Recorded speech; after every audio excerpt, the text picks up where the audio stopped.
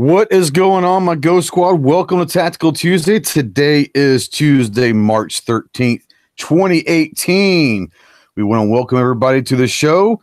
We got a pretty good conversation we're going to have tonight. If you guys want to ask your questions or leave your comments in the chat below out there, go ahead. If you want it to be read on air, go ahead and send us an email to live@ghosttactical.us. Well, once again, guys, we have had a massive chat going out in pre-show, so let's go check out and see who all is out there as of right now. We got Esparto 117, Ben Farrell, Crackle P11. What's going on? They had their own little conversation going there for a while, guys. I don't know how long y'all have been in here, but I'm glad that you had a safe place to go and have your conversation. Let's see who else is out there. We've got Clay is out there, Patriot in the Dark. You've got Scott Pacini, Richard Chamberlain, Black Cat Outdoors, Rich White, the 1%, Phoenix, Tardot, Richard Chamberlain, William Stanley, Travis T. Now, which one is Travis T? Is he the third or is he the second? I can't remember. He's one of the Travi Collective. He's the third. He might be the third. All right, he's the third. All right. Let's see here. On down, guys, remember, if you want to say something in the chat, we don't know if you're here unless you say something out there, so just go ahead and say hey. If you're new to the show, we're welcome here, and we'll get this thing going here in a minute. Joe, I'm going to butcher this last name, Joe, but I'm going to say Joe Ziola. Welcome, Joe. I haven't seen you before. Welcome to the chat. Grim, the Grim Reaper is out there. Clint Torres, 2 Live Moo. Love that. Clint Torres. What a great name. I think that's Callanan, is it not? That's Callanan that's changed his name. Gotta love it. That guy's wife. How you doing, Armenta? Lizzie and her friends. Well, fantastic. Welcome to the show, guys. John Z is out there. Of course, he's also in here. But we're going to go ahead and run through the room real quick and let everybody say hello from South Carolina. The outlaw himself. What's going on, Ellis? Hey, Ghost. Thanks for having me, buddy. Thanks for doing what you do. I don't do nothing. I just have a platform that people can express their opinions. So welcome to the show. Thanks for coming. Also from South Carolina, I guess the evil cousin, the man in the blue dress himself, Night Strike. What is going on, my man? Did you have to bring up the blue dress? Just say it. I did, actually. I did. Wow. People expect it now, man. It's part of it. You just own it and deal with it and just love it. All right. I don't want to own it. It's humiliating. It really is. But you got a sticker about it. So. It's not a blue dress. That's blue camo. That's different. But you're going to exploit it to sell stickers. I understand. Okay, I got it. Hey, Night Strike. At least your name isn't Matilda. No. Neither is a lot of waltzing Matilda. Yeah, because that would have been really funny. In Promise. Yeah, from Texas, it is the man himself, Never Enough Ammo. Matt, how are you doing? Pretty damn good today. That is awesome. That is awesome. And Flo Rida himself, the Tack Daddy. What's going on, Kevin? What's shaking, everybody? Thanks for having me on. Thanks for coming on, buddy. From New York City, the producer engineer of this fiasco, the John Z Project. What's going on, John? What is going on? Thanks to our panelists, and thank you, everyone, for hopping on and joining us for this ride. Wow, that sounds... I don't know if that's good or not. What kind of ride are we talking here? We talking? Oh yeah. You know. All right, we're talking like a little Dr. Dre "Let Me Ride" type thing. All right, sounds good. And from the great state of Texas, the tactical leprechaun himself, Clover Tack. How you doing, buddy? I'm well. What up, guys? Not a whole lot. Mia's out there. Georgia Rebel. John Brown Productions. So welcome, come on in. We got 45 watching right now, and I'm assuming that once the YouTube casino boss, what's going on? I would tell everybody I'm doped up and cold and allergy medicine, but if they might want to try to take my guns away, I hear you. I'm assuming that once YouTube's notification system comes in, we might actually have a pretty pretty large crowd tonight, which I love. Zippy, howdy, Zippy. Zippy's always good for a laugh or two. Leo, what's going on? John Z is in New York. Yes, that is not always fun. Yeah, John, you want to talk about a little bit about New York? What's up, Baloo? Suck doesn't even anything going on right now with gun laws that I mean, you guys already have crappy gun laws, but is there anything new that they're trying to do anything crazy up there? Not any more different than any other year. All right. I know you're trying to get out. What's up, Rob? How you doing? I know you're trying to get out of there. Any updates on that at all? I have a few offers on some things. One thing I have not heard back about, so I'm definitely gonna have to call him up sometime this week and find out. All right, guys. There's been a lot of discussion in the last couple of weeks from a lot of different channels and a lot of different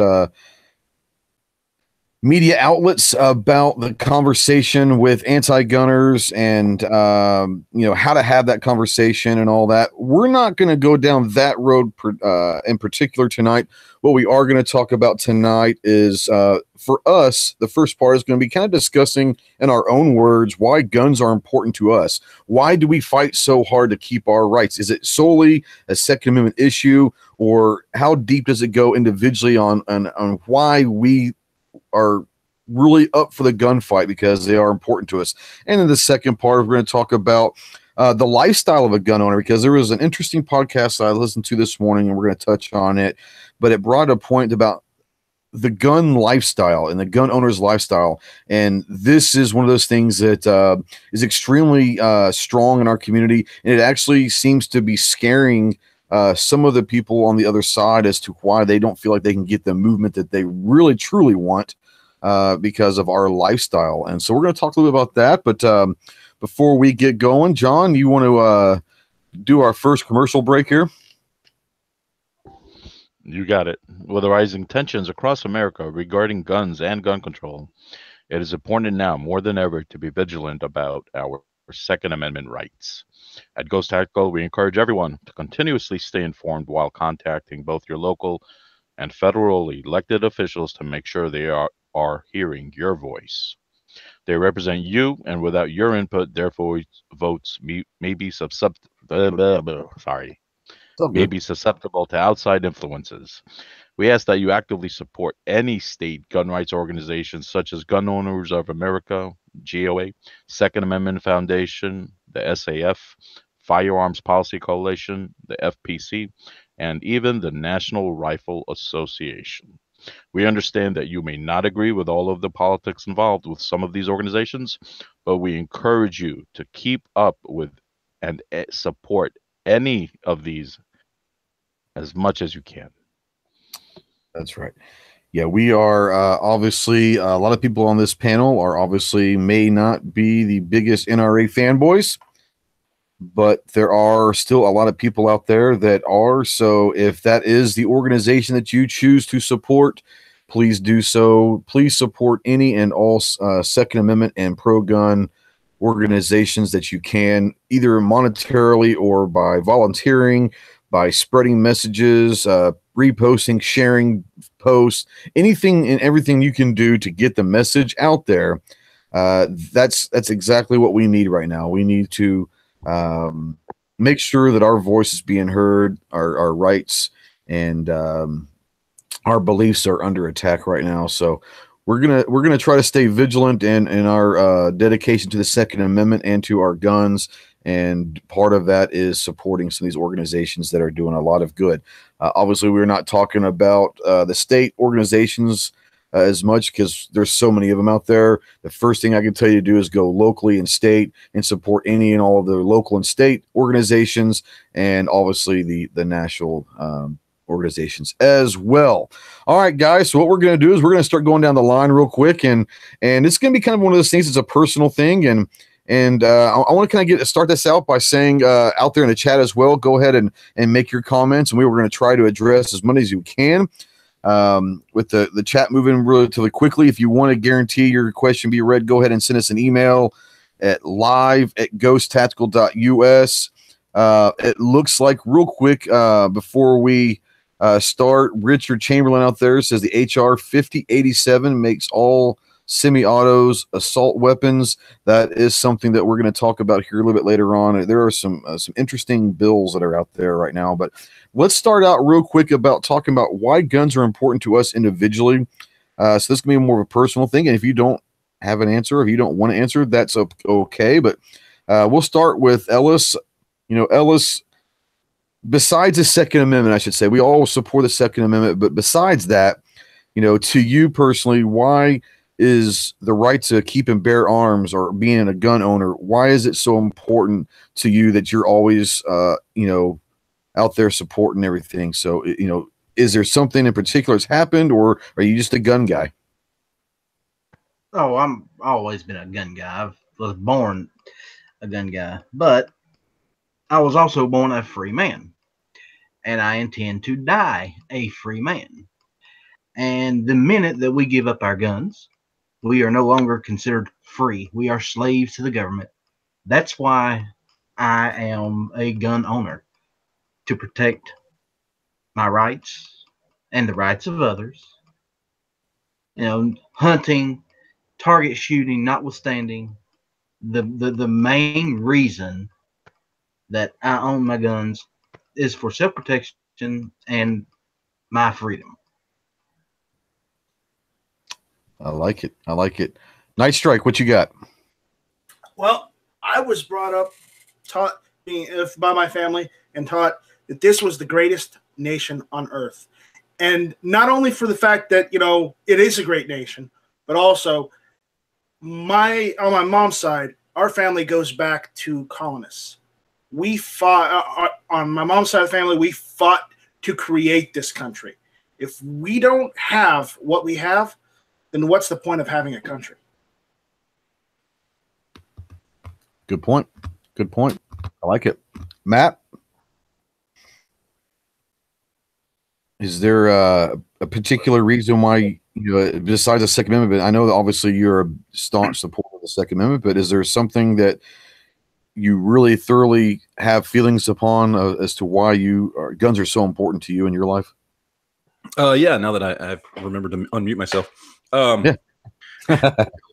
No, I mean, for me, obviously there's a lot of outside things that are really good about owning guns, whether it's the fun and the self-defense, which is obviously really, really important. I like going hunting. There's obviously a lot of good things, a lot of reasons why I want to own a gun just personally. But obviously the most important reason is the Second Amendment. I'm a firm believer in what the original intent of the Second Amendment was, to keep and bear arms. And the purpose of that was very, very simple, was so that no one could ever become tyrannical against us, and we would have a fighting chance, whether that's our government, another government, a criminal, whatever it may be.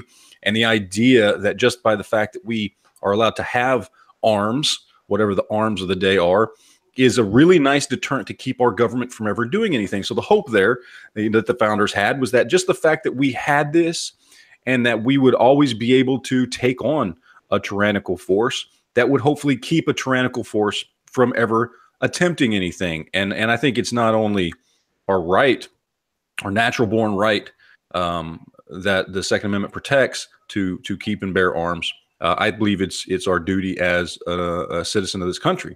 You should have guns. You should know how to use your guns. You should be able to take care of yourself and your family in the worst of situations. And I believe people are doing a disservice to themselves, their family, and the country when they haven't taken that upon themselves. Awesome points. Yeah, and I'll agree with you. Is part of the reason that we haven't, nor will we see a major invasion of troops on American soil, and we've had attacks. I'm talking invasion, is because you not only do you have to worry about the military, but you also have to worry about an armed citizenship and an armed militia of citizens that believe in their country very, very strongly is a very difficult opponent to defeat, as the British found out. Oh yeah. Tack Daddy, what you got going for us, man? For me, it's pretty simple. I'm a pretty firm believer that most people that choose to go through the process and get a concealed carry permit, or just choose to to protect their homes with a firearm in any way, shape, or form. I believe that most of them either have had the realization or, more importantly, they've seen evil at some point in their life. They've seen some bad shit at one point in their life that made them make the decision, you know what, if I ever see anything like that again, I'm going to at least have a fighting chance. And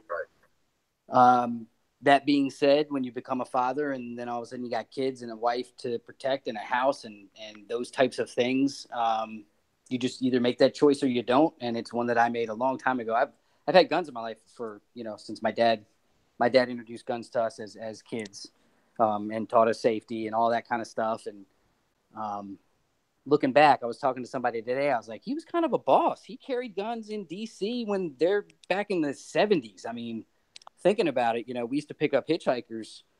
He passed when I was 11 years old, but I've got some pretty vivid memories. And we used to pick up hitchhikers, and the first thing he always did was make sure they knew that if they fucked with anyone, they were getting shot. Right on. My brother and I talked about that. I was like, you remember that? He's like, oh, yeah, I remember that shit.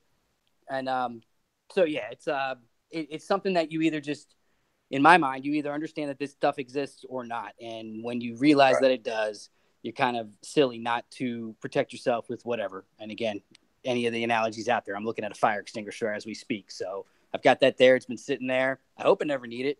But if I do. If you do. Yep. So, absolutely. That's my take. Good job. John, I'm interested in hearing your perspective living in a communist state. You fight so hard and you're so involved in this community in a place where your rights have been oppressed. And I feel like eventually most people would just kind of give up, but you stay very, very vigilant and strong in your convictions of the Second Amendment in a place where that's not always the easiest place to do. So, not only why are guns important to you, but why do you feel like it is necessary for you to continue to fight from within? Because it's an interesting dynamic with you and being in New York. I'm limited as to how much I could do living where I am. And I was raised by good parents. I was raised by smart parents, and they taught me to respect people, life, liberty, not just for myself, but for other people as well. And as Stardot 357 says, guns are important because to me it is representation of self-reliance. Anything from food to defense. It also represents the Second Amendment, which is part of the checks and balances for government. And when you put all of that in perspective, it helps to build a better person, and it helps to build better respect between other individuals. And I think when you lose that, there's not much left after that when you lose that. You're right. I write to my senators, I write to my congressmen when things like this happen. For example, the New York wants to make it official that no matter where you bring anything into New York from, they want to tax the crap out of you. So now I have to write to them about that. And you fight for as long as you can fight, but honestly, I'm tired of doing it, so I will keep doing it till I'm out of here. But it's very tiresome in a place where you live where nobody cares about that. Nobody cares about respecting one another. Nobody. I mean, you have people who obviously do, but it's a majority that don't. And these are the people that are willing to give up a little freedom for a little of their liberties, little by little, for very little freedom. And I don't want to be the result of that, which is having neither. Right on. Yeah, we like I said, I know it's tough living in a communist state like you are, but I think we can all appreciate the good fight that you are continuously fighting. So it's always easier to fight in a society or an environment that is like-minded, but when you're fighting the fight against people that think that you're evil, then that's even more impressive. So thank you for all that you do. Clover, you've been around guns most of your life, but is there something that in particular that kind of endears you to the fight? I'm gonna come at it a different way because I agree with what John and several of the other ones have said on the self-reliance and on the part of being a free individual. For me, there's a lot of uh, history. There's a lot of Americana there. I mean, you uh, think about those that packed up the wagons and headed out of the colonies, and headed west, and then even further west. And they protected their family, they fed their families, so forth and so on. They were the masters of their own destiny, so to speak. And firearms were a large portion of the reason they were able to do that, the reason they were able to go out and be individuals and forge their own way and do their own thing, right? And then getting into, more modern times, there's lots of reasons why. I don't think that any gun owner out there is, we talk about the hardcore guys and we talk about the buds and we talk about, but I believe even when we categorize people like that, I believe for the most part, people are very multifaceted. And they've got lots of reasons. They like they like exercising that creator given, God given right, sure. But then they like the investment. They like the sheer, innovative mechanical design. They like the enjoyment they get from going out to the range. There's just so many things that play into it. Yeah, there's a couple comments that I want to go over real quick, and one of them was we just lost it. Rob C out there says he loves that when he became a gun guy, he really became a 2A guy and a real understanding of the Second Amendment. And see that's the whole thing is, and I don't want to categorize people within the gun community, but you almost have to, because you can call them fuzz, we can call them whatever, but really comes down to two different people. You have people that are pro-gun, that own guns, like guns, and then you also have the activists, the Second Amendment activists. And I would say that all Second Amendment activists are pro-gun, but not all pro-gun are Second Amendment activists. And so it's interesting, even within our own community, to have discussions with people, because there are the FUDs or whatever we want to call them, but there are people out there that are very much pro-gun. But when it comes down to fighting for our Second Amendment rights, they're nowhere to be found. And we all see this. We all know people that I'm talking about. Is there a way, because we've talked about in the weeks past about having the discussion with anti-gunners, but I want to spin it just a little bit. I want to open this up to the whole room so we don't have to go in an order here.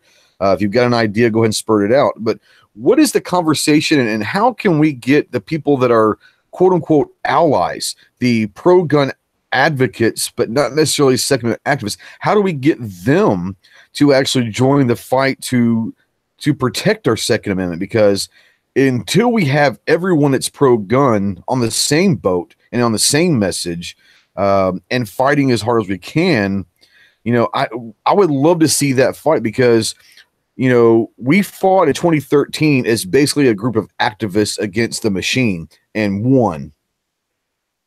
Can you imagine what would happen is if we got all pro-gun people to help the fight on the activist side? Because I think that could be a tremendous force that no one's seen coming. But how do we get those people to kind of engage in the fight? And I want to throw that out there to whoever wants to answer that first, is instead of waiting for everyone. I know some of you guys have good ideas, so let's talk about it. So I'm going to open it up to you guys, and I want to hear your comments in the chat as well. How do we get the pro-gun guy to help out in the Second Amendment fight? You got to prove to them that they're going to lose something. That's the biggest problem with the quote unquote FUDs, is they don't see themselves losing anything. And the times that we live in right now, just like after Sandy Hook, okay, more FUDs got up off their butt than ever before, because for once they saw and heard the rhetoric that they hadn't heard for a very long time, not since back, before the assault weapons ban, that we want to take your guns. You should have a revolver only. Look at the New York Safe Act. What is it, 7 rounds? Or I think they backed off on that, but originally, down to 7 rounds and stuff. All of a sudden, guys were looking at, you mean I can't have my 1911? People were going, oh, you mean that my SKS that I like to have, my old, whatever, or this or that. When it came down to it, to where it was going to hit them, they stepped up. And that's what needs to happen now. They need to hear the rhetoric that people are actually talking. Some of the stuff, just Minnesota, for instance, that ban they were proposing basically would have made anything semi-automatic banned. Again, there goes your 1911s. So when it affects them is when we get them on board. And the good thing about that is usually once they get on board, they tend to stay. They tend to start to understand. Yeah, you're right. They do. So we've still got all the people that jumped on board back from 2012. So it's unfortunate that it takes this to happen, but I think once they start seeing that some of these states, whether like last time it was Colorado and New Jersey and Washington and Oregon and New York doubled down, and California's been doubling down every year for the last 30 years. Once they start to see things start to creep up on the stuff they care about, then they jump up, and that's what's happening right now.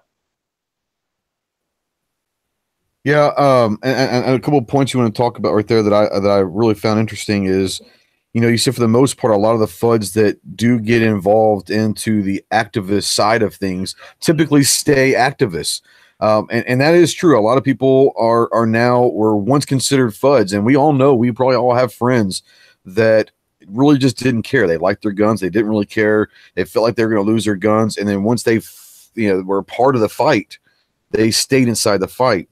Unfortunately, there are a lot of people that went back to being FUDs.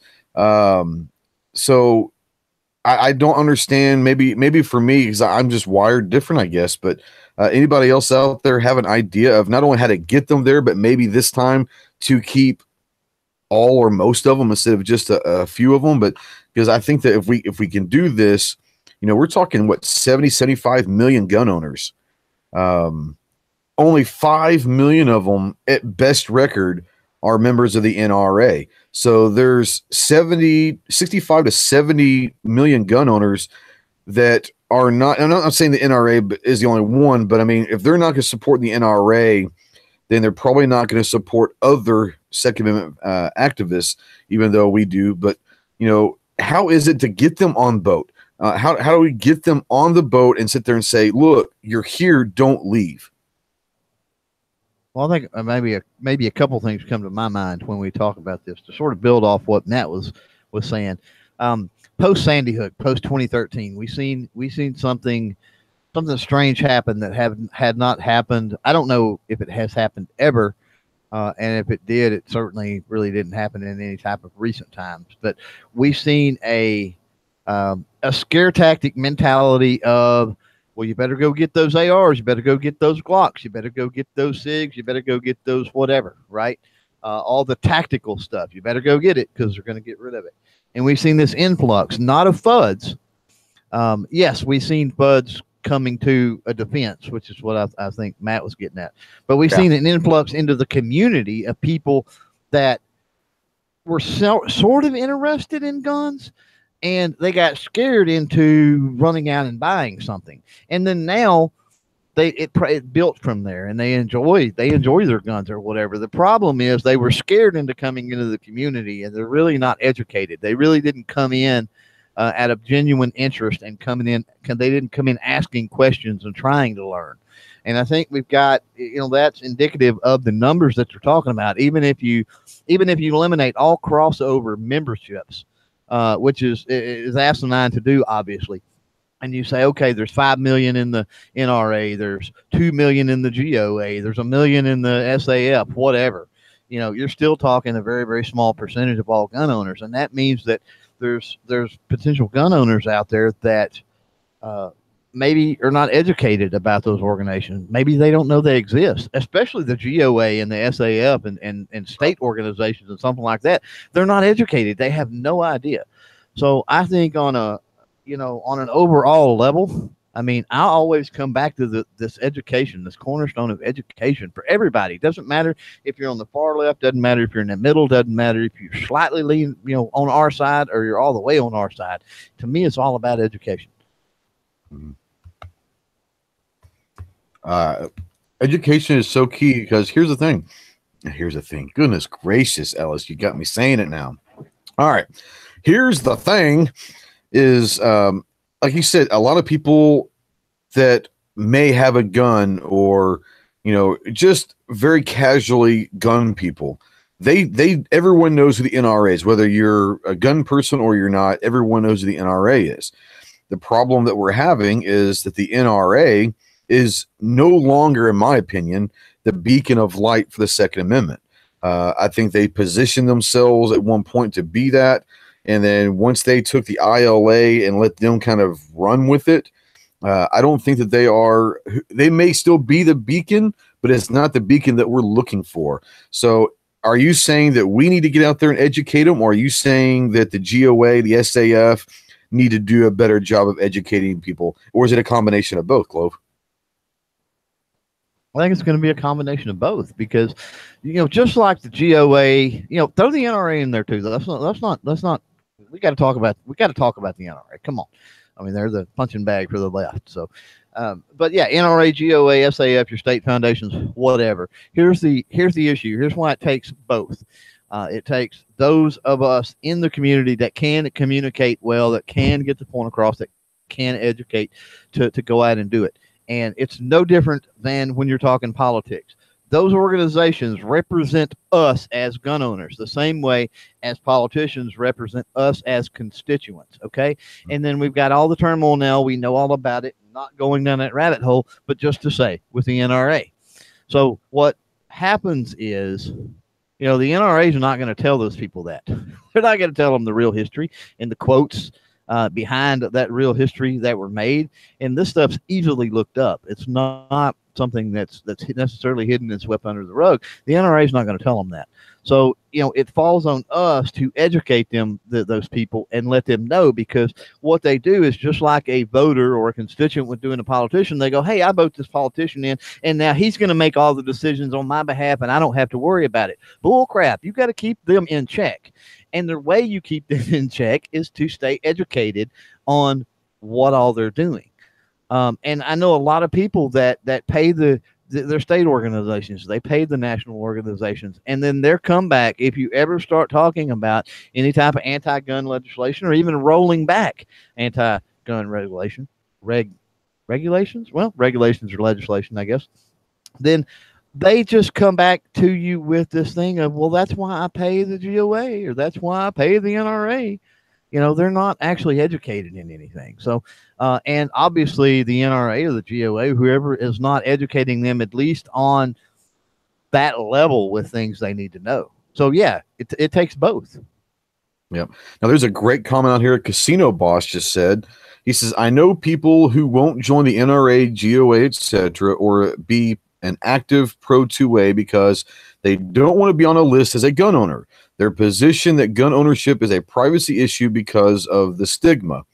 Now, there are a lot of people, and I know a lot of those people that have a bigger arsenal than a lot of people that are vocal about it. But they, like you said, they don't want to get involved because they don't want people to know what they have. It's a privacy issue. Now, that being said, doesn't that part, and once again, I'm going to open this up to the room, but doesn't that go along with the and uneducation of our gun owners? Because, you can have a large arsenal and sign up and support monetarily or just by volunteering with NRA, GOA, SAF, your state, without ever writing down serial numbers or telling them what you have. Is that a misconception, or is that just being or uneducated in the fact that no one's going to ask you what you have in your arsenal? Because there are a lot of people out there, and those are the people that actually probably would be willing to help if they didn't feel like they were going to be pressured into giving out information about what they owned. I like to call those people paranoid pussies, because that's just absolutely ridiculous. That doesn't make any sense whatsoever. I mean, no. Okay. First of all, look, I understand. First of all, people, there's this whole misunderstanding of how, things work anyway across the board, just when it comes to buying a gun. First of all, people, you don't even need to be paranoid about, your 4473s and NICS. I mean, there's so much there.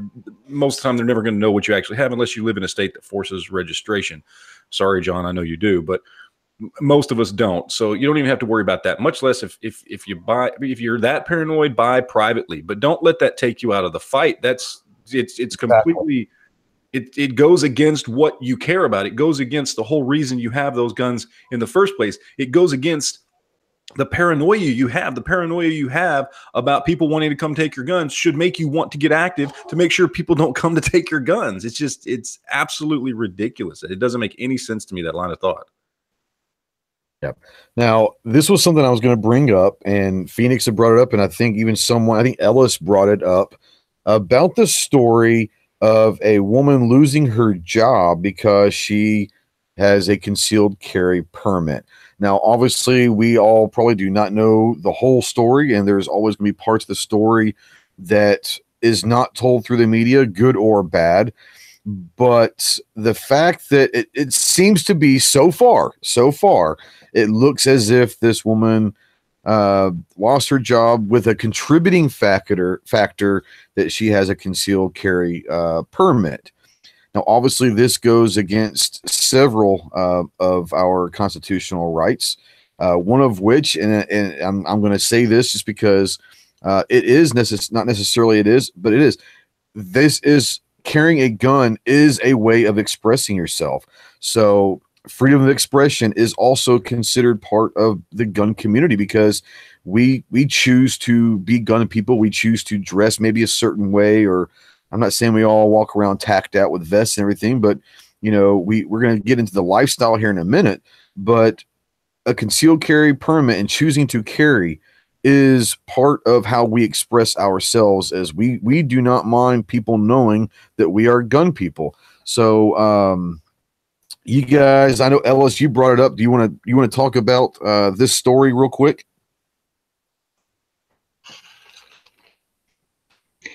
Basically, the information I got was something funny. Basically, the information I got was just what you said. Before we get too far into this, I do know the full story, and she was completely in the wrong. Okay. So she's making it into something that it wasn't. She's trying to say it was because she had a concealed carry permit, when in fact many people that work in that place have concealed carry permits. The problem was they don't know if it was her boyfriend or what. He came on the premises with a gun. She didn't report it. Said that this started making a big deal about it.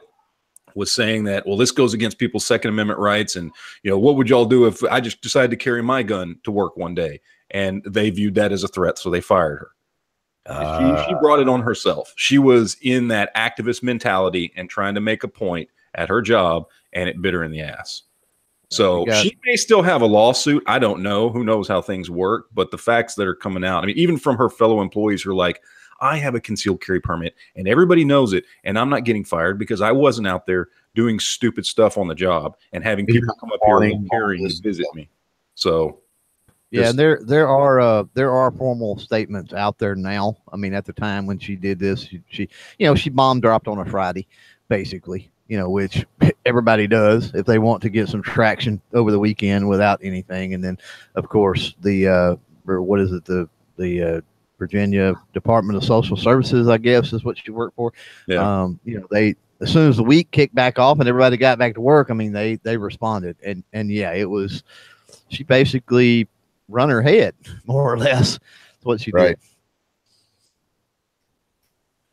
Well, and like I said, I didn't have I heard of several people, but I had not looked into the story, and Ellis brought it up in pre-chat. It's been brought up out there. So I'm glad that that there's more information than what is necessarily out there, because that could have gone poorly for a lot of people in the gun community if they start rallying behind a person that we feel is being infringed upon, and it turns out that it may be that she brought it upon herself.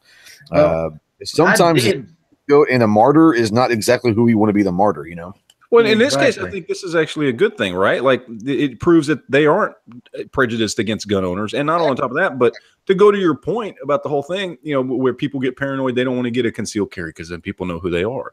I think that's where that started. I mean, that's, it's ridiculous because, you know, by and large, nothing's going to happen. I understand there are restrictive states where you have to follow different rules. And if you're more paranoid or whatever, then maybe there's certain things you do or don't do. I don't know. But by and large, you know, it's okay to go get your concealed carry.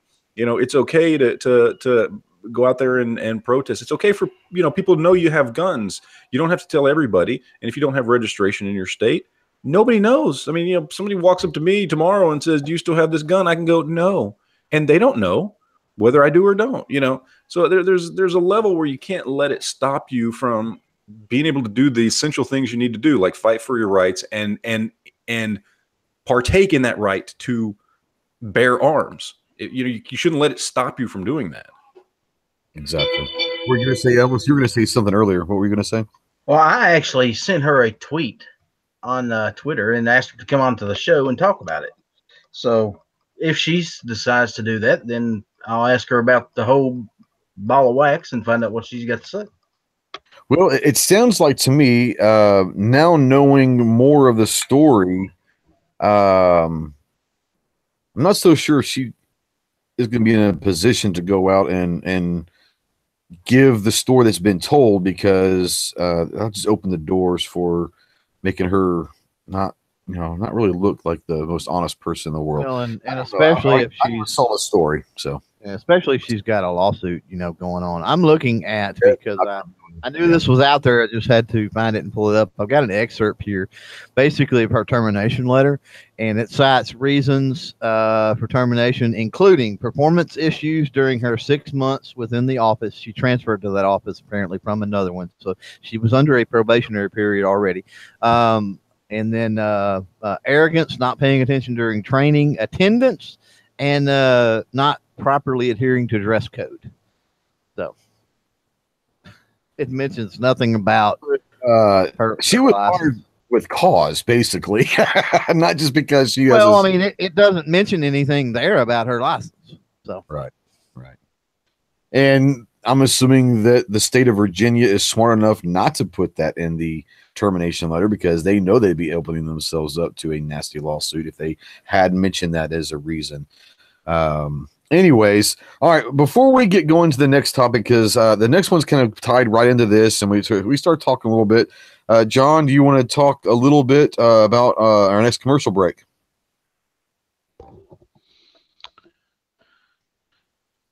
One second. My computer's. You want me to do it? I can do it. It's not a big deal. I've got it. The 2A Capital rally discussions are in full force. Planning for the next rallies is in progress as we speak. Please check out the 2A Capital Rally Facebook page for any and all current information. We are asking you to spread the word about the rallies and get as many people interested as you can. If you'd like to be involved in the planning for your state, please contact one of the admins on the Facebook page or make a post on the page stating that you would like to help out. Remember, it's time to go on the offensive, be vigilant in our fight, and make sure that any opposition is met with peaceful, intelligent, and a factual response. The hashtag 2A Capital Rally. And I'm going to go ahead and put the link out here in the YouTube side for the Facebook page that actually Matt started up back in, well, I guess it was October that you started the page up, because we had about, 16 days that you had to plan the first one. So do you want to talk about kind of where we are at this point in the, the next rally? Well, it's all in the planning stages. And I think the approach is going to be a little bit different this time, in that, because this isn't just about being proactive. This is about being reactive based on what's going on. And the majority of what's going on state levels. So I think states are going to have to get together and figure out what's going to work best for them, especially the ones that are coming under the greatest attack with bills being introduced and things like that. But yeah, the Facebook page is there, and everybody's encouraged to go and start finding other people from your state, start getting together, start networking, start figuring out what you can do, when you can do it, what time frame is going to work best for you in your state. It was much easier to kind of try and do a proactive rally all at once across the country when we aren't dealing with a lot of little battles state to state, where some people may need to do it now as opposed to, 2 weeks or a month from now or whatever it may be. So, but organization is the key, and that's what the Facebook page is there for. So you can go there and start getting hooked up with other people from your state. And if anybody out there needs access to the site, if they want to, be the lead guy or gal, I don't care, for their state, get with me and I can make you an admin on the page so that you can go in there and post and respond to people and that kind of thing. Yeah, it's awesome.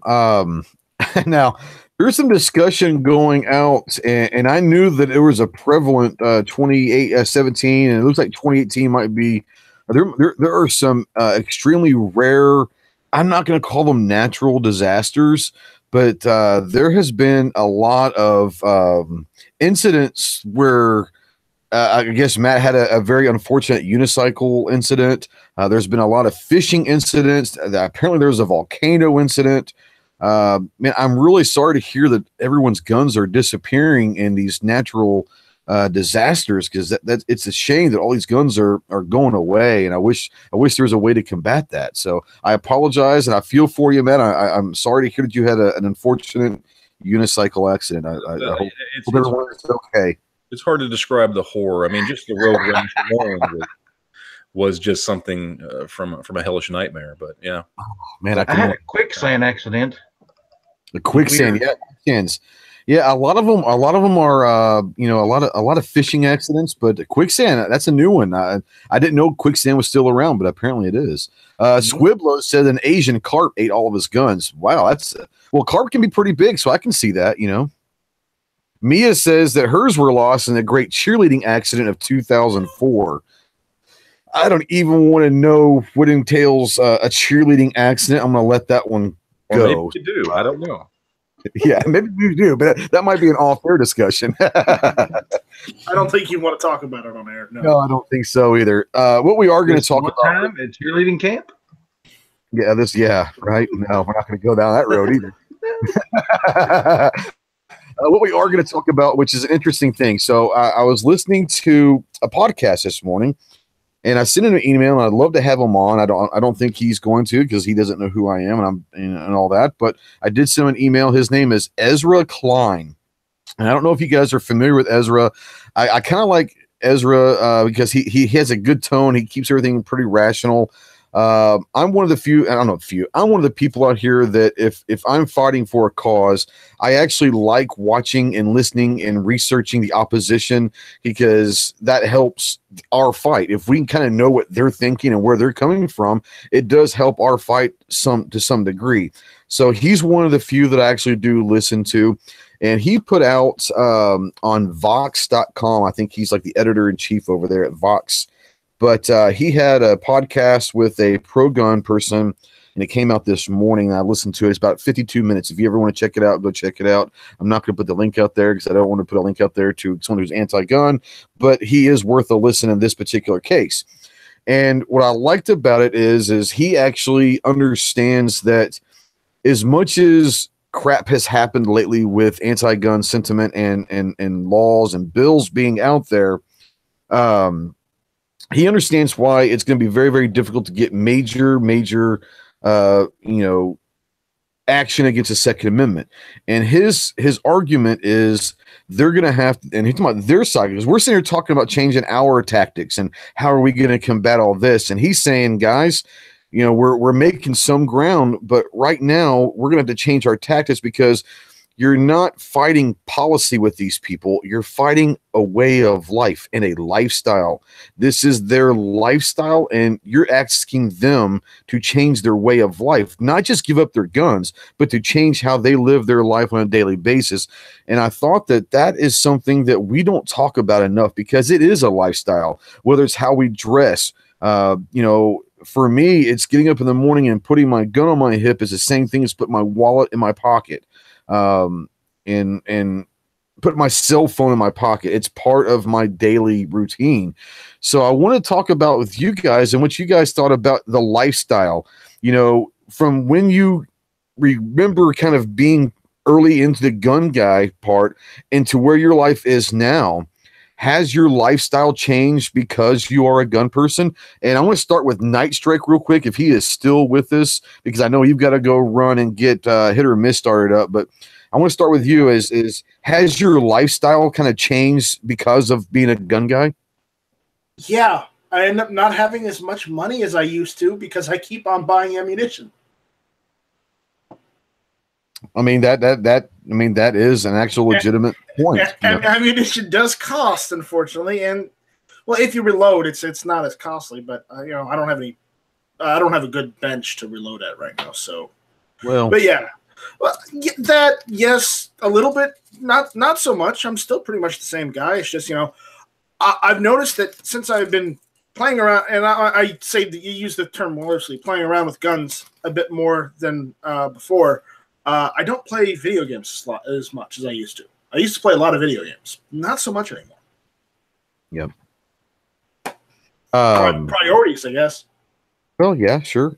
Tack, living your life as a gun guy, and I know that your life and things have changed, especially recently with being a gun guy. But as far as your lifestyle, what are some of the ways that your lifestyle has changed because of your passion for guns? I'm on a chat on a Tuesday night working on an AR, trying to get this god dog pin back into this bolt carrier group. You know how when the pin so separated on the one end and you can't get on the other? Yeah, that's what I'm doing right now. Even having your family accepted as a suburban dad, it's, when you think about it, to know that, your family knows that, it's time to jump in the car, boom, boom, boom, but they know you got to take care of grabbing your gun before you go. That's part of your lifestyle, like you're talking about. And yeah, it's different. It's different than a lot of people take it, but if you choose to carry every day and you're 100%, everywhere you go, that is, again, like you said, putting on a belt, grabbing a wallet. Where's my extra mag? Yeah, and the reason why I want to bring this up also is Night Strike even brought it up. Maybe it was on an after show chat or something after off air, but talking about maybe having to go get some different pants because his concealed carry permit is going to be coming in the mail here pretty soon. He's going to start carrying. So, it is something as simple as the clothes that we wear. And I think all of us were at one time when, let's say we were not necessarily preppy, but a lot of us probably kind of tucked our shirts in and all of that stuff at one point in our lives. And when you start carrying, you start wearing different style clothes because you have to worry about the concealment. You have to worry about the printing side. So over time, our dress patterns, our dressing clothes that we wear changes, our attitudes. How many of us never really thought about knowing where all the exits are in a restaurant or at a grocery store? Who never really paid attention to who was coming in a restaurant or in a gas station while you happen to be there? And then all of a sudden, over time, being a gun person, we all start kind of noticing these things that, I try never to sit with my back towards a door in a restaurant or something. I always kind of want to see who's coming in. I'm always cognitive of who is in a gas station when I'm there getting a pack of smokes or whatever. It's something as simple as that. Do you guys find yourself having not only dressing differently, but having little quirks about you that you didn't have necessarily when you weren't high school or whatever, when you weren't a big gun person? Because I think it does change our personality as well. Clover, I'll ask you that one first. Find my mute button here. There you go. Yeah, I mean, I don't know. I mean, I'm gonna again. I think everybody on the panel, everybody out there, tends to hit on the same things, which is heightened level of awareness. Like you're saying, and I grab that firearm every day. I carry it with me. I have it with me. Several of us have talked about, we wear it unless we're asleep, we're wearing that particular firearm or whatever. I'm going to take it a step further. Again, I'm going to get off into, because, we're talking about how it's, such a part of our lives and ingrained and that sort of stuff. And this ties into, the reason we need to be out there and portraying things in a positive light. I don't necessarily watch a lot of TV. I don't necessarily do a lot of other things, but I'm reloading, I'm testing loads, I'm working on a rifle, I'm working on a pistol, I'm doing some kind of video in one, I'm working on an Instagram photo for one, I'm on the internet pining over what I might buy next. There's a lot of time involved, not just in carrying or in a defensive measure or anything like that, but in thinking about firearms or dealing with firearms in a way that somebody else would do it with. Good Lord, tobacco pipes, for example, which I'm into, or comic books, or muscle cars, or any other hobby really that's out there. So, it can be a really, really big part of a lot of people's lives, and not even in, like I said, in the sense of a defensive measure. Right. Now, there is a phenomenal comment out here by Solitary Maverick. So I'm going to bring this up real quick. Maverick says, becoming a gun guy made him more responsible and less confrontational with people in public when carrying. And that is such a really good point because, if you are going to get your concealed carry and you're going to carry every day and you make that a part of your lifestyle, most of us, I would say most of us, and we always have a couple bad apples in a group, but I think that probably goes for across the board for a lot of us. We do a little bit becoming a little more responsible, less confrontational, probably a little more confident in ourselves. For some of us, that confidence is not an issue. It's never been an issue for me. But for some people, having that gun does make them feel a little more confident in the real world. Being more responsible, yes, because you have to understand that being a responsible gun owner is a responsibility in itself. And if you're planning to carry out in public, then you have to make sure that you are protecting yourself, but also protecting the rest of the people. So you are more responsible, but less confrontational as well. There are people that I know that at one time in their lives were extreme hotheads. And I'm talking, these guys were looking to get into a fight anytime they could. And over time, with getting their concealed carry, they became less confrontational and less of a hothead because they knew the repercussions of that is if I lose my temper and I have to draw my weapon, that could go very, very badly. So I do agree with that, Maverick. I think that's a great point. Not everybody's confrontational, I get it, but that's a great point.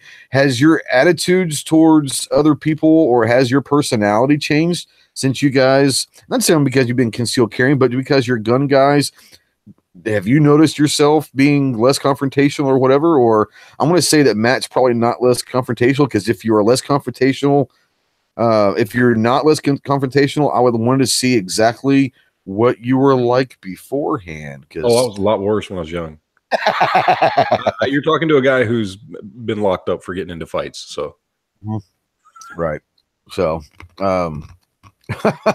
now, John, I want to bring you in on this one real quick because this is specifically for you, and others can change. Because Matt, I think I want you to chime in on this as well a little bit because you're kind of in this boat as well. But the fact that, and this is something that's real. I know that people, when they get job offers and they're looking for jobs, and then they may have 2 or 3 different job offers in different states, does that state's gun policies and laws play any effect whatsoever as to where you might look to move or where you choose to live? I say this to John first because I know that you are in a communist state and you are looking to get out. And I'm sure there are many, many reasons as to why, but were gun laws a contributing factor to your decision to possibly get out of New York? It's not the main reason. It's not the main. It's not the main thing. Right. It's a factor of things. Cost of living, quality of life. It's a bunch of things, but that's a pretty big part of it because, as we all notice around the country right now, we are losing that, and when we lose that, you start to lose other things. Right. So it's important, but it's not everything. We are us gun people, so quote unquote gun people. We're fathers, we're children, We're brothers and sisters. We have hobbies we like to do. We like to cook. We fish. We go to movies just like anybody else. Normal people. Nothing out of the ordinary.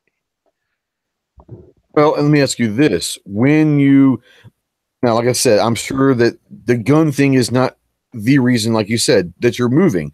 But when you are considering places to move now, are you looking at? I mean, obviously, leaving from New York, every state's pretty much going to be more gun friendly than New York. But what I'm saying is, are you looking at different states that you know are more gun friendly, or is where you're going to move to?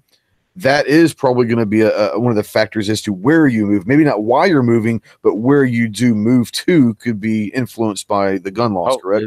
It's definitely an influential point.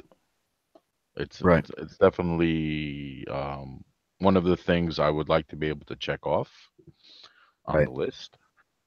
But again, it's not everything.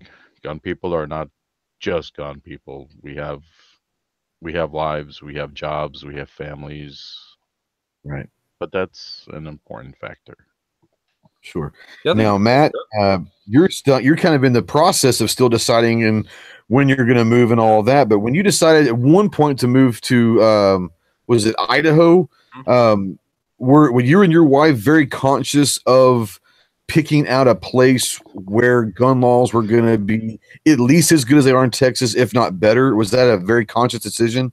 that was the number one decision, and I'll explain why.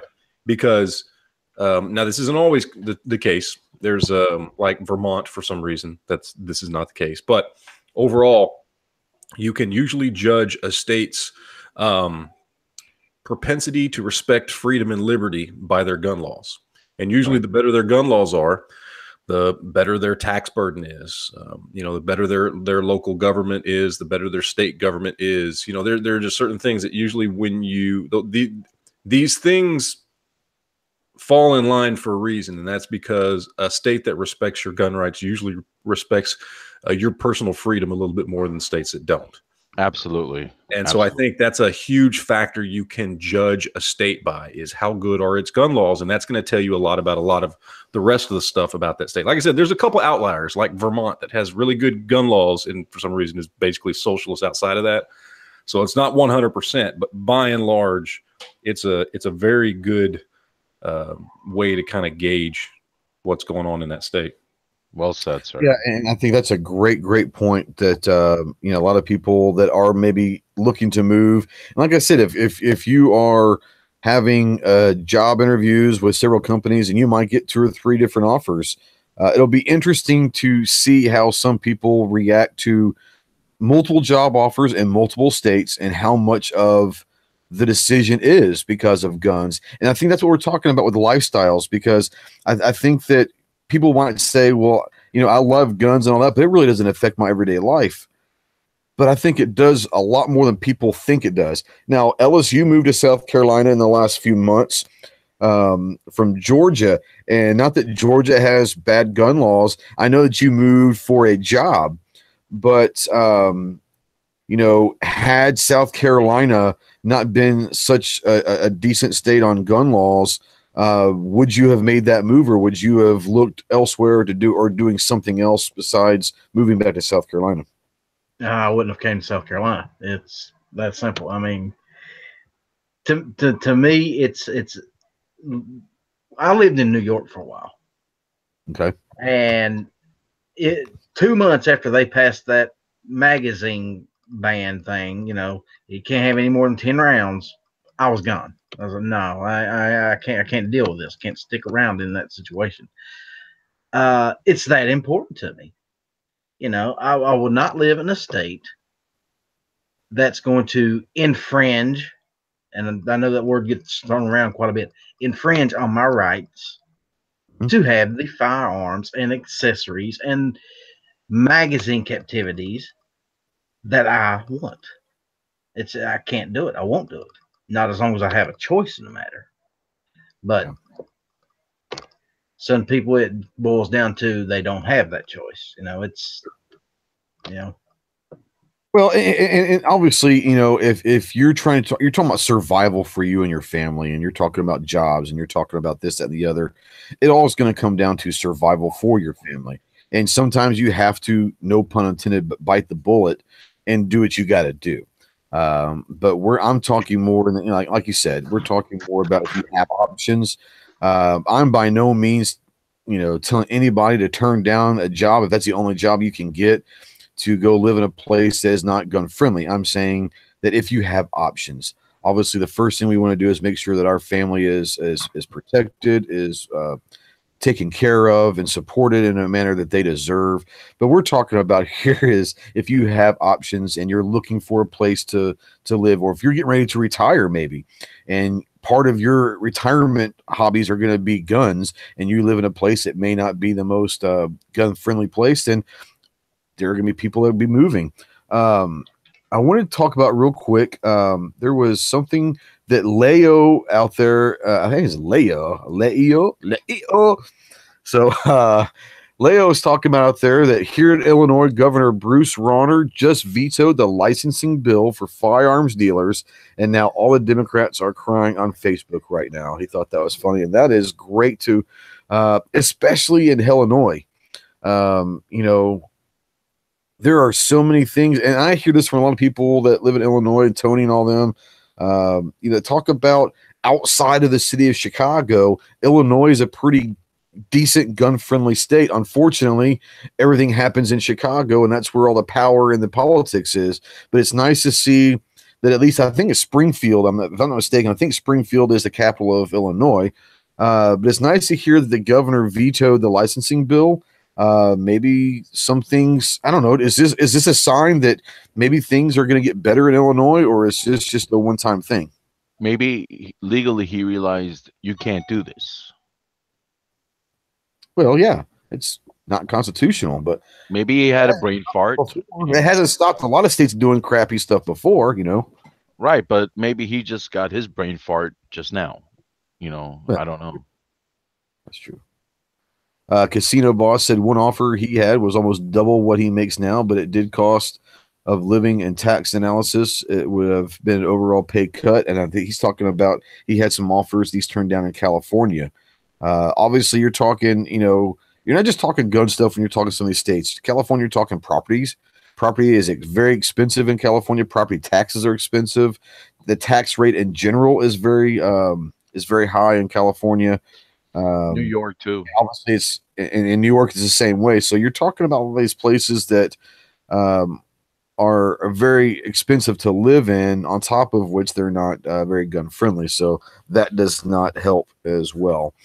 It is 10 after 8. I have not seen the notification yet for Night Strike, so we're going to go on a little bit.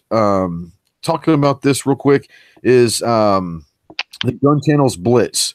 And we'll come back to some conversation here in a second. But before, I want to make sure we get this before Night Strike goes out there and all that. John, you got a little commercial break for the GunChannels Blitz real quick? Yes, sir. At Ghost Tactical, we encourage the support of all firearm content creators. We are excited about the influx of new creators and are working effortlessly to get these up-and-coming stars noticed. We created a program to spotlight newer channels while increasing their brand awareness. We call this the GunChannels Blitz, and all that we ask is that you, as the viewer and subscriber, visit the channel selected for the GunChannels Blitz. And if you like the channel and content, please subscribe to that channel and use the hashtag GunChannelsBlitz when leaving your comments in that video. And tonight's channel is Clifton Robinson. He is putting out some great content, including some great gun reviews, knife reviews, and we'll be starting up live chat soon. So check out Clifton Robinson and subscribe to him today. I just put the link out there to Clifton. Clifton is a channel that I found when I was talking about doing an AR build with my daughter. You know, you kind of do the searches and all of that. And you find different videos that help and they don't help. Some of them do. He had one up there, and he just put a new one up there about a week or so ago about an AR-15 pistol build. I watched it, like it. He's got 119 subs. The great thing about this is you can say what you want, and it might not make a difference, but I think it could.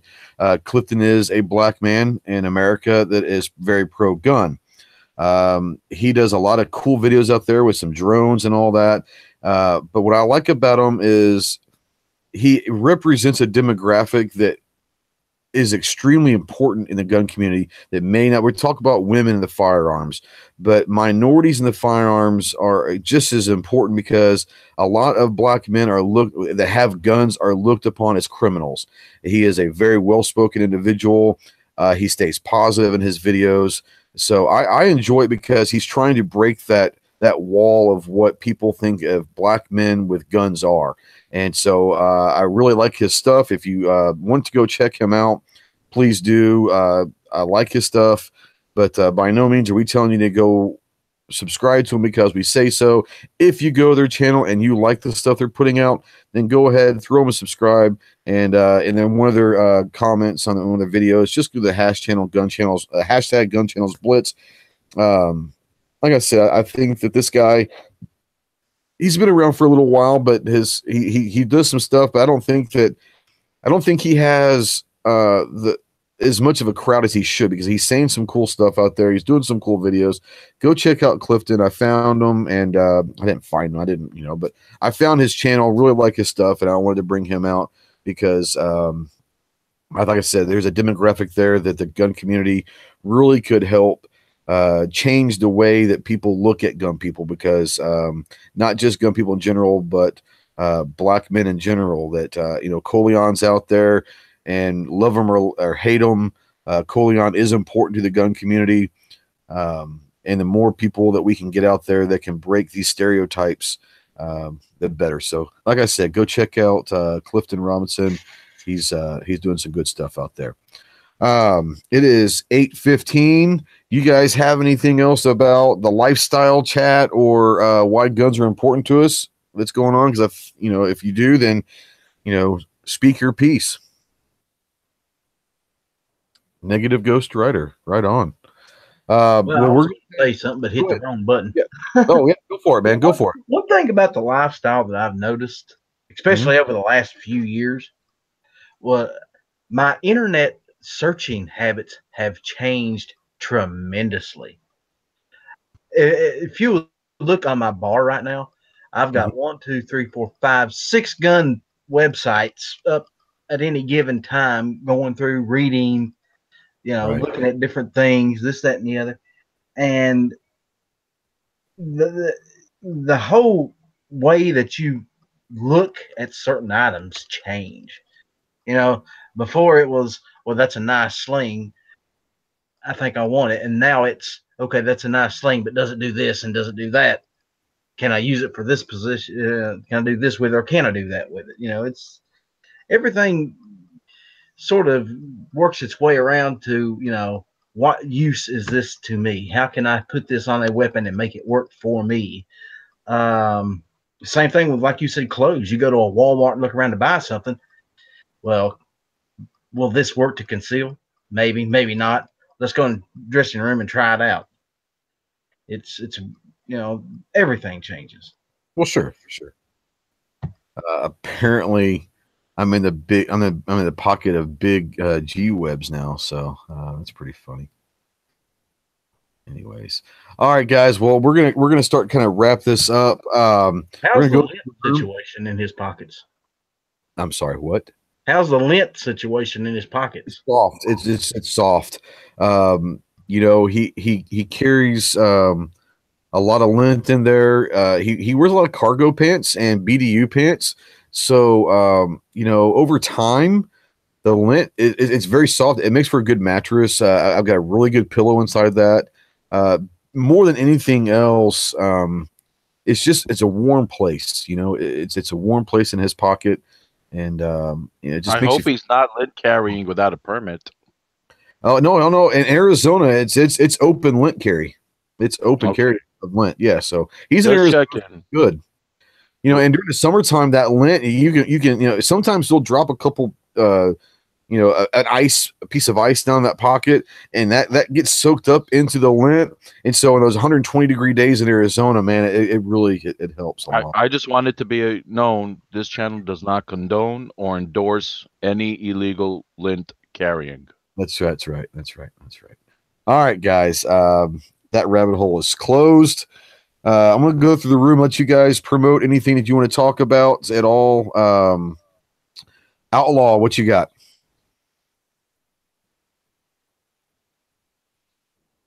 See, I keep hitting the wrong buttons here. Right I ain't got nothing, man. I got a show coming up next Monday. Other than that, I'm clear. I might hit you with a surprise show sometime during the week, maybe. Okay, sounds good. I want to say thanks to Matt and to Tech Daddy. They stopped by. They both had a checkout, but thanks for them stopping by. Make sure you go check out Tech Daddy on Gun News Weekly every Thursday night at 9 Eastern on the channel. It's called the Kevin the Tech Daddy, or you can go to gunnewsweekly.com and check him out. Great show.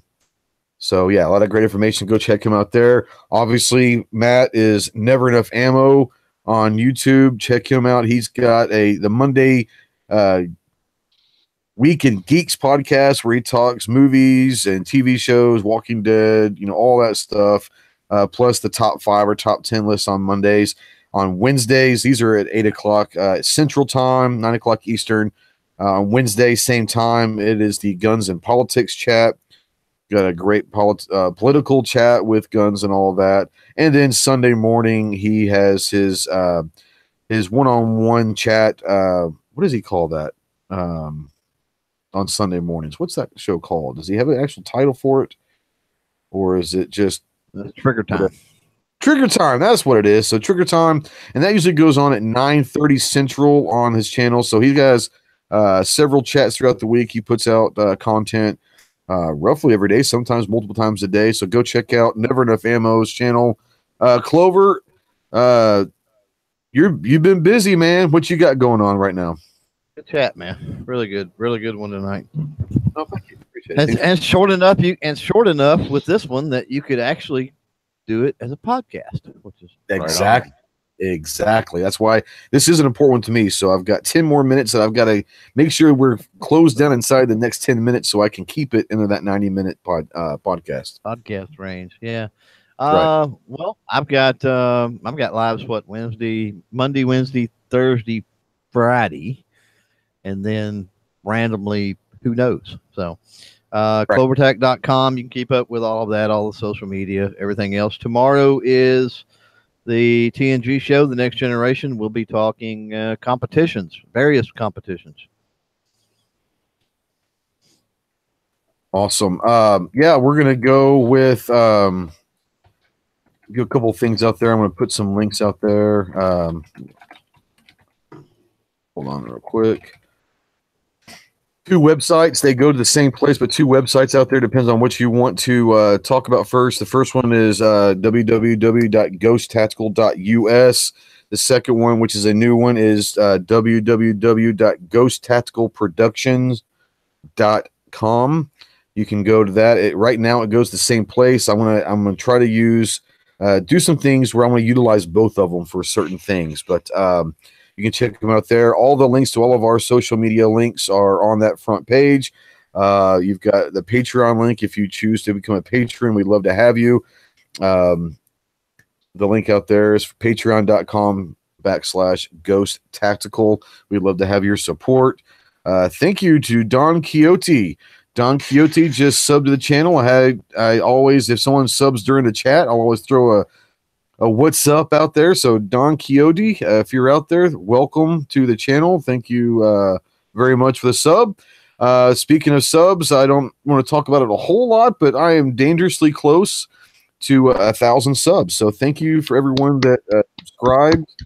And, when we got about 55-ish, roughly around in there left to get to 1,000. And I'm not going to do a broadcast or all that stuff of 1,000 sub giveaway. But obviously, once we get to 1,000 subs, there will be something that comes down the line. So thank you all for watching. Go check out the website. Go check out. We've got some new stuff in the shop. You've got the new Ghost Tactical hats coming in. You got the poker chips, which are double-sided challenge coins with different color logos on there. You've got all right, Rick Nethery subscribed to the channel. So I guess all I got to do is start calling out names on the chat. Appreciate you, Rick. But anyways, I've got the poker chips. I've got the hats. I've got 2.5 by 2.5 patches for Ghost Tactical coming in. They shipped yesterday, so they should be here this week. And we've got our stickers out there for the hats, chips, and patches. They all should be here the next few days. If you'd like to go ahead and pre-buy them, as soon as they get in, they will be mailed immediately. So thank you once again, guys, for always continuously supporting Ghost Tactical and all the stuff that we are doing. Thank you for supporting all the guys on the previous panel that have been here. Go support the guys out in the chat that are producing content. You got Midnight Range out there. You got Tardot. You got Black Cat. You've got a lot of people out there. Gunpowder's out there that was doing a lot of stuff. I think possibly maybe Mia is thinking about possibly maybe starting to do some content, which I think is awesome. But I want to thank you guys for coming and watching, commenting. Please share this. I think this is a conversation that needs to be talked about. So if you get a chance to share it, please do. John, as always, thank you for running the show. I appreciate you very much, buddy. You got anything you want to say before we get out of here? Always a pleasure. Thank you for letting me be part of your show. Thank you for all our guests and everybody that joined us on the YouTube side.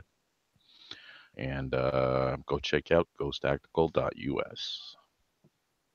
Guys, thank you so much. Remember, if you have any questions that you need answered, you can always email them to live@ghosttactical.us. It's right there on the lower third. And once again, if you're interested in supporting the channel, Patreon address is right there as well.